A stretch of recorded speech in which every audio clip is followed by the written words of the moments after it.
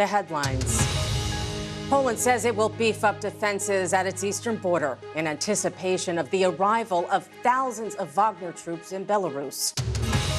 The U.S. Coast Guard says presumed human remains have been found in the wreckage of the Titan, which imploded last week in the North Atlantic with the loss of 5 lives.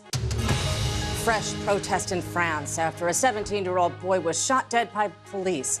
President Macron calls the shooting unforgivable. And Madonna postpones her world tour after being treated in intensive care for a serious bacterial infection. Questions continue to swirl about the future of the Wagner mercenary group's operations in Africa. And making the case for Bidenomics, the U.S. president delivers a major policy speech aimed at winning over voters. Now, South Korea has scrapped its unique system of counting a person's age, where babies are considered to be 1 year old at the day that they are born. Their age then increases by 1 year on New Year's Day, not on the day of their birth. The government said it hopes the change will ease confusion with things like when you can claim a pension. So what do Koreans themselves think about the changes? I'm supposed to be 30 next year, but with this new age system, I become 2 years younger. It's just great to feel like you're getting younger, and I feel a bit of distance from becoming 30.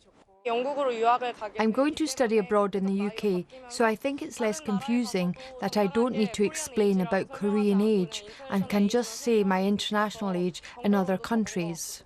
I was worried that I would be banned from drinking even though I'm 20, but now I'm relieved that I can still drink.